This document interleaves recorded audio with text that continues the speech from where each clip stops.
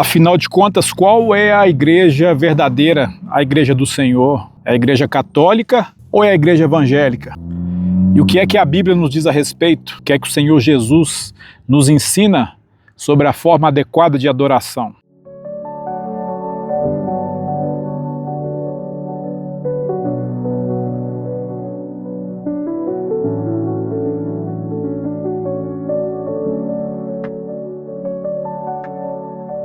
Tem uma passagem na Bíblia Sagrada que descreve o encontro que o Senhor Jesus Cristo teve com a mulher samaritana num poço. O Senhor Jesus deslocou-se até a cidade de Samaria e lá onde havia um poço construído por Jacó, ele dá ordem aos seus discípulos para que fossem comprar alimento e ele fica sozinho, sabendo que se encontraria com uma mulher samaritana que iria até o poço para tirar água. E para contextualizar para vocês, o reino de Israel, ele era composto por 12 tribos. Essas 12 tribos se dividiram em virtude de um dissenso durante o governo de Roboão, filho do rei Salomão, por conta de altas taxas tributárias. Então, 10 tribos organizaram-se ao norte da região de Israel e 2 tribos ao sul. As 10 tribos do norte estabeleceram como capital a cidade de Samaria. E Samaria foi uma cidade formada pela miscigenação entre judeus. As 2 tribos do sul estabeleceram como sua capital a cidade de Jerusalém, que é onde havia sido construído o Templo de Salomão, onde muitas pessoas da região dirigiam-se para adorar a Deus durante vários períodos do ano. Então os judeus que ocupavam aquela região estavam divididos entre adoração na cidade de Samaria e na cidade de Jerusalém, onde havia sido estabelecida a sede do Templo de Salomão. Quando o Senhor Jesus se encontra com aquela mulher samaritana, ele estabelece um diálogo com ela e na progressão do diálogo ele se revela como o Messias, porque ele fala para a mulher, dá-me de beber, e ela fala, como que é o Senhor sendo judeu puro, pede a mim, uma mulher samaritana, de beber, sabendo o Senhor que os judeus não se dão bem com os samaritanos. E o Senhor já começa a profetizar e ele fala assim, olha, se você soubesse da água que eu tenho para te oferecer e quem sou eu que está te pedindo para me dar de beber, é você que me pediria água e eu te daria água viva. E ela, ainda muito ligada às coisas terrenas, às coisas mundanas, ela fala, mas o Senhor não tem nem com o que tirar água? Onde tem essa água viva? E o Senhor Jesus fala assim, vai chamar o seu marido e vem cá que eu te explico. Como ela sabia que ela não tinha um marido porque ela vivia numa relação adulterina e já havia se relacionado com 5 outros homens, ela fala, não tenho marido. Então o Senhor Jesus fala assim, você disse bem, você não tem marido, os outros 5 que passaram pela sua vida também não foram seu marido. Então ela percebe que o Senhor, ele tinha o dom da profecia. Ele fala, vejo que o Senhor és profeta. E onde nós devemos adorar de verdade? Aqui na cidade de Samaria, onde o nosso pai Jacó, o nosso antepassado, construiu esse poço, que serve de referência para a gente se dessedentar, para trazer o rebanho, para beber água, ou na cidade de Jerusalém, conforme os judeus ortodoxos, mais conservadores dizem. Então o Senhor fala assim, mulher, chegará o tempo, e já é, em que os verdadeiros adoradores adorarão ao Senhor em espírito e em verdade. E não é nem em Samaria e nem em Jerusalém.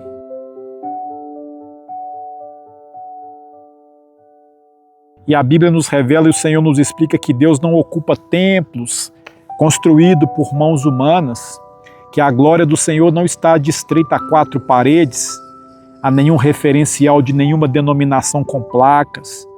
Isso é coisa da criação dos homens.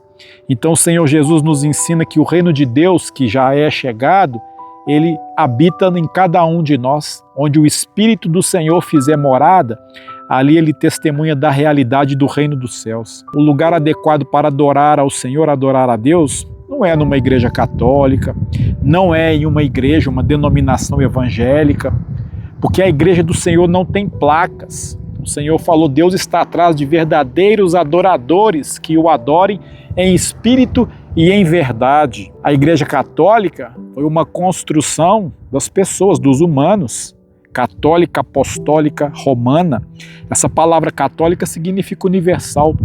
Foi uma construção das pessoas após a disseminação do Evangelho pelos discípulos do Senhor, que estabeleceram alguns ritos, estabeleceram várias regras que não foram colocados por Deus, por Jesus, é fruto da criação, da invenção humana. Foram os homens que criaram essas regrinhas para engessar, para amarrar a adoração das pessoas. Não é fruto de uma construção divina. Assim como também ocorre nas igrejas evangélicas, frutos da construção dos homens, do estabelecimento de nomes, de placas, de identidade, de denominações, presbiteriana, batista, luterana, wesleyana, adventista, tudo criação dos homens. O Senhor Jesus não estabeleceu nome em placas de nenhuma delas, porque a igreja do Senhor é uma só, é o edifício formado pelas pedras vivas, pelas pessoas que somos nós, que professam a fé nele. No mundo inteiro, durante gerações, todas as pessoas que creram e que creem nele fazem parte desse edifício espiritual que não está limitado por paredes, que não está distrito a regiões, a bairros, a cidades, a países. Me recordo recentemente que eu fui fazer uma visita na cidade de Diamantina e a minha esposa quis conhecer o Museu do Juscelino Kubitschek, que é o patrono da cidade. E lá tem um antiquário e na entrada tinha um porteiro muito animado, extrovertido, brincava com as pessoas na fila da entrada e ele falava assim, olha, aí dentro tem um espírito que atormenta as pessoas, de vez em quando elas ouvem barulhos, portas batendo, janelas, não se assustem. E eu estava na fila prestando atenção nele, ele se dirigiu para mim e falou assim, não precisa ficar com medo não, viu moço? O espírito não pega. Eu falei, eu tenho certeza que não, porque o espírito que anda comigo, quando ele chega, nenhum outro prevalece, nenhum outro permanece na presença dele, se não for de luz. Aí ele não entendeu muito bem, ele perguntou para mim, que espírito é esse que você anda com ele? O Espírito Santo de Deus, é ele quem me guia. Onde ele chega, qualquer outro com intenção maligna sai, não permanece, porque não existe comunhão entre luz e trevas. Aí ele, percebendo que eu falava de Deus, ele perguntou, você é de qual igreja? Eu falei, da única. Ele falou, como assim da única? Eu falei, só existe uma. Os homens é que criaram várias. Só existe uma e ela não tem nome, ela não tem placa. Ela não é católica, apostólica, romana. Ela não é presbiteriana, não é adventista, não é metodista, não é wesleyana, não é batista. É a igreja de Deus, povo santo do Senhor, separado, edifício espiritual formado pelas pedras vivas que somos nós, as pessoas que nele creem, que professam a fé. Aí ele entendeu e ao mesmo tempo ficou na dúvida, ficou dividido. Como a minha esposa percebeu que a nossa conversa estava aprofundando para um nível teológico mais denso, ela foi e desconversou, porque não ia dar tempo, ia atrapalhar a nossa visita, e a gente seguiu o caminho. Fato é que o que eu disse a ele lá atrás, eu rememoro aqui agora nesse vídeo. A igreja de Deus, a igreja do Senhor é uma só.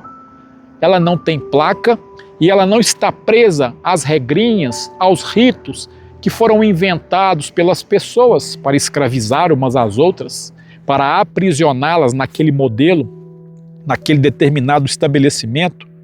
São as pessoas que criam regras a respeito do que não se pode comer, do que se deve comer, de como se faz o batismo, se é por aspersão, se é por imersão, quais as festas que você não deve frequentar, quais as que você deve frequentar, quais os dias que você deve guardar, quais os dias que você não deve guardar.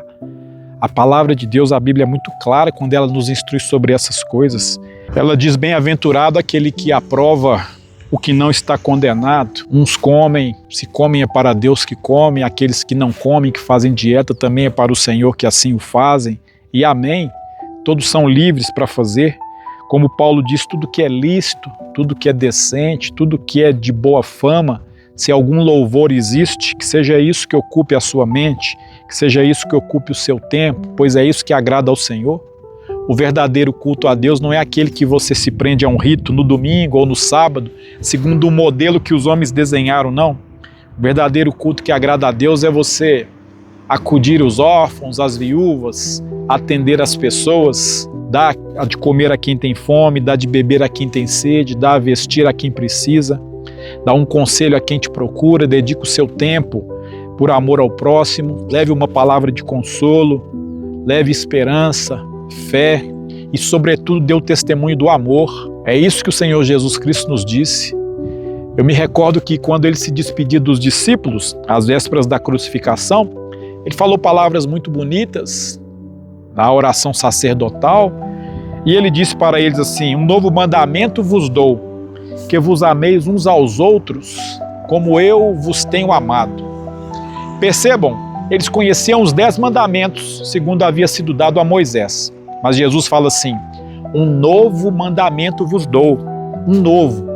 Não são os mesmos. Um novo mandamento vos dou, que vos ameis uns aos outros. Mas também não é da forma como você sabe, como vocês estão acostumados. Ele foi bem claro, ele disse: que vos ameis uns aos outros, assim como eu vos amei. E todos saberão que sois minhas testemunhas. Esse é o RG do cristão. Se você quiser saber se você está alinhado com o reino e se você de fato tem adorado a Deus como Ele espera, em espírito e em verdade, você vai manifestar o mundo através da sua vida, o amor vivo, o amor exercido através de atitudes, de gestos, de palavras, do testemunho vivo da sua vida que você vai demonstrar às pessoas, que vai muito além das palavras que você possa pregar a elas. Tem uma frase que, se eu não estou enganado, é de Martinho Lutero. Ele diz o seguinte: viva o Evangelho, viva o Evangelho, e se der tempo, fale dele. Nós vemos na internet as pessoas brigando, debatendo umas e outras a respeito da verdadeira igreja de Deus. Qual é a igreja do Senhor que foi estabelecida? Foi a igreja católica, fruto da sucessão apostólica, porque o Senhor constituiu a Pedro a autoridade, pedra fundamental da igreja. Aí outros dizem não. Quando o Senhor Jesus disse a Pedro: tu és Petros, e sobre esta pedra edificarei a minha igreja, ele estava se referindo às palavras que Pedro havia dito. Quando o Senhor Jesus perguntou o que eles diziam a respeito dele, Pedro disse: tu és o Cristo, o Filho do Deus vivo.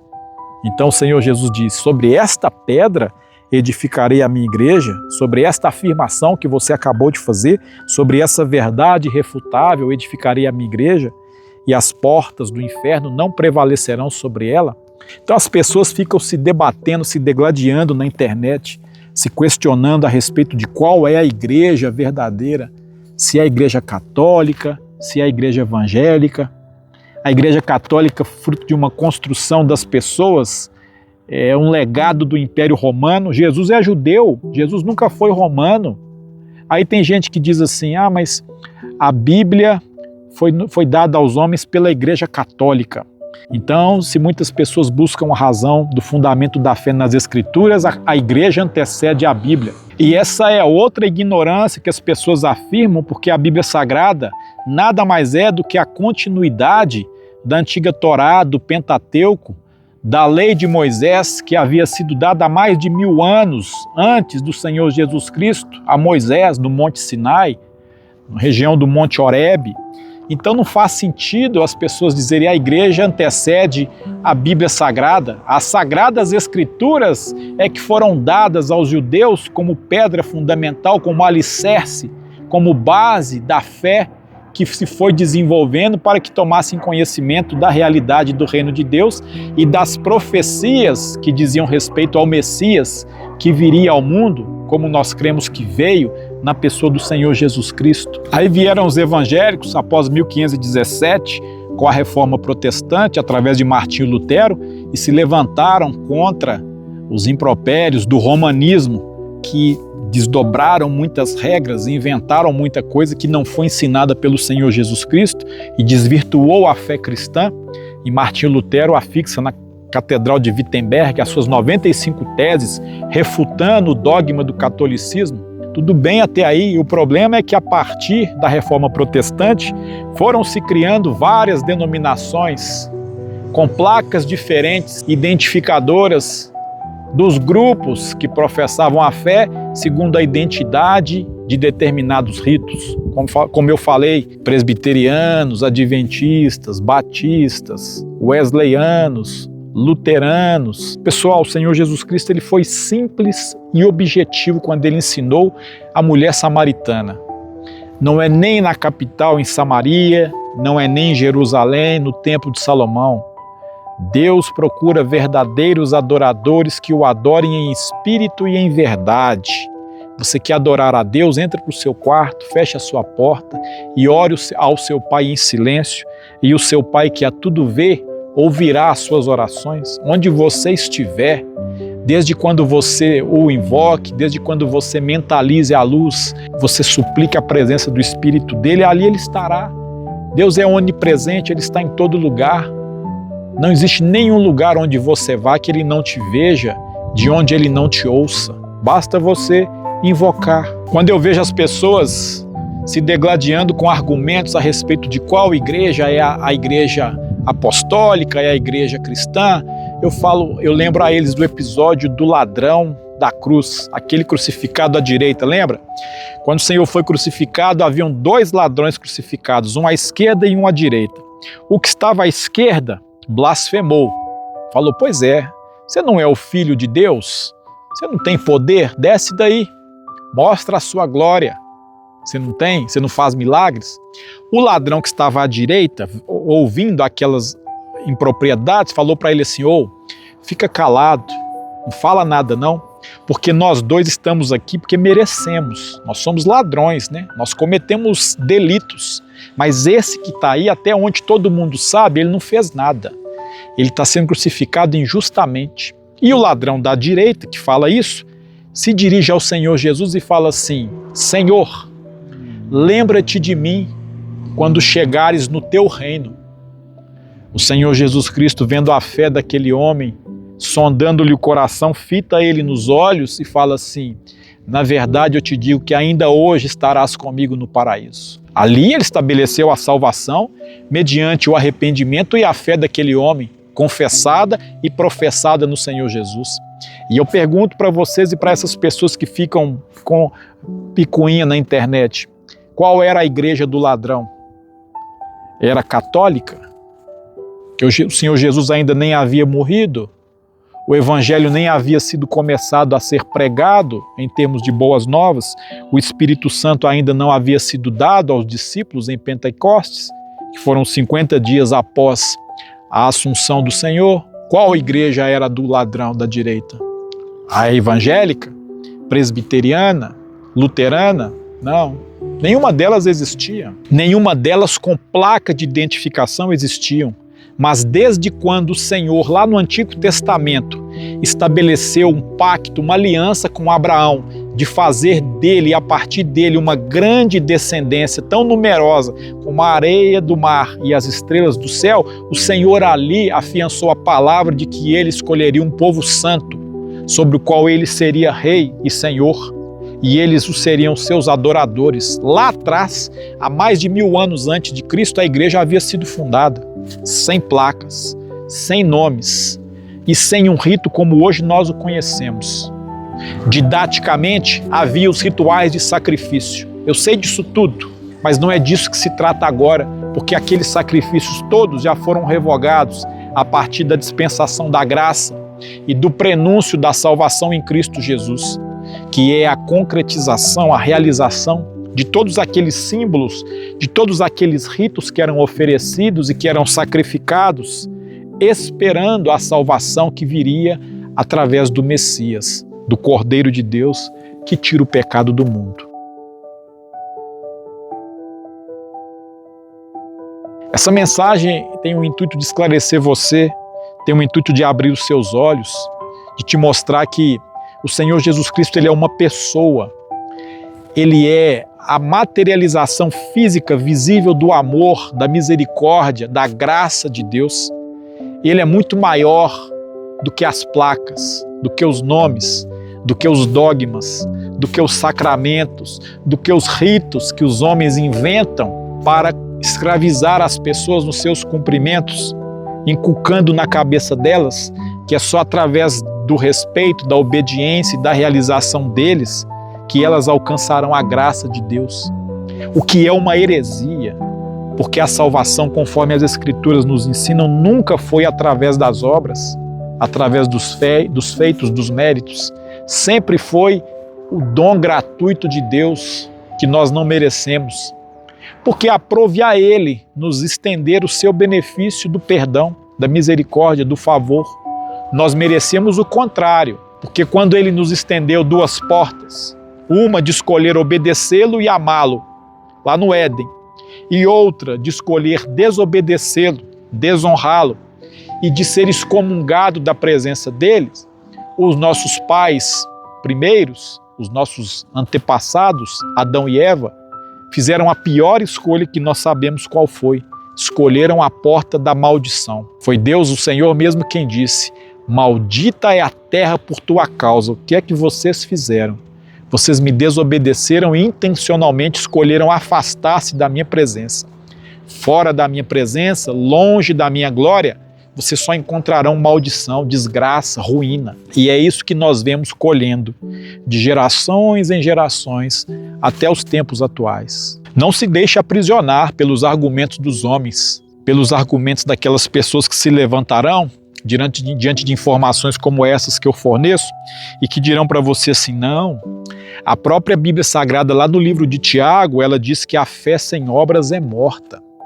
É importante você realizar obras, sem elas você não alcança a salvação. Essa é uma interpretação equivocada, distorcida e superficial, porque a manifestação das boas obras que as pessoas fazem, uma vez confessada a fé no Senhor, é em virtude do testemunho público da operação que já aconteceu no seu interior, no seu coração. A primeira das obras que as pessoas costumam demonstrar é o batismo, e o batismo é como se fosse a inscrição no reino, quando a pessoa decide intencionalmente, pessoal e publicamente, manifestar, professar a fé no Senhor Jesus Cristo e submeter-se ao rito da purificação exterior através das águas. O que é aquilo ali? Aquilo é um simbolismo do que já aconteceu dentro dela, através da operação da fé. Ela publicamente demonstra isso para as pessoas para assumir uma aliança, um compromisso com Deus. As outras obras, caridade, bondade, obediência, são consequências desse processo que já começou dentro dela. Porque é Deus quem opera em nós, tanto o querer quanto o realizar. Foi o Senhor Jesus Cristo que disse isso, que nós não podemos fazer nada sem Ele. Nenhum de nós quer, nenhum de nós busca a Deus, nenhum de nós tem o coração inclinado para Ele. Se não for Ele nos chamar, inclinar o nosso coração, nos livrar do pecado, nos tirar das trevas, nós não fazemos intencionalmente, voluntariamente. Ele é o autor e consumador da fé. Nós apenas atendemos ao chamado dele quando cremos. Mas é Ele que inclina os nossos corações, desperta os nossos ouvidos, os nossos olhos espirituais, a nossa mente para ouvi-lo e, sobretudo, o nosso coração para desejá-lo. Paulo, escrevendo em uma de suas cartas no Novo Testamento, ele orienta a importância da comunhão. Ele fala: não deixeis de congregar-vos. A reunião na comunhão dos santos, como convém. Ele fala a respeito da interação entre os membros da igreja. É importante.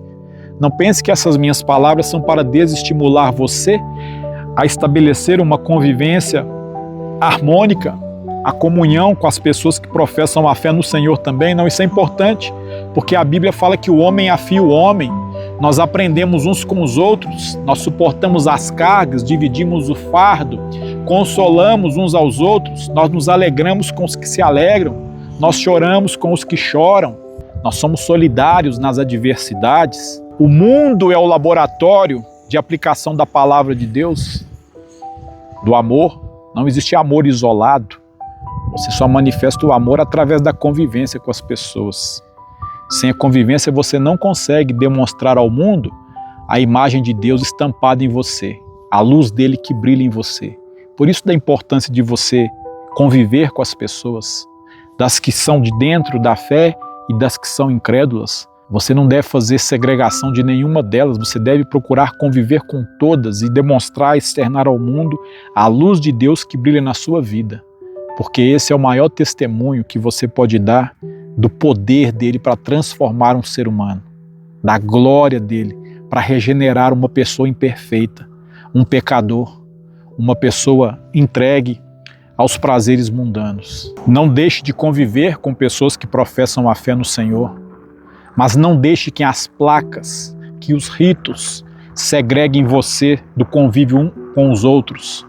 Não deixe que as amarras que os homens inventam separem você, porque muito maior do que os motivos que nos separam é o ponto de convergência que nos une, que é máximo, que é um só, que é o Senhor Jesus Cristo, a pedra viva. Se você não entende essas coisas e você evita o convívio com outros cristãos, porque você está amarrado, você discrimina a denominação que ele professa, saiba que aqueles que buscam a igreja por conta dos homens nunca estiveram nela por causa de Deus. É muito bom poder falar para você a respeito da palavra de Deus, poder anunciar ao mundo ao Evangelho e quão grande ele é e tem sido na minha vida, e te convidar a juntar-se a mim nessa grande comunidade formada por essa coletividade de pessoas que nele creem.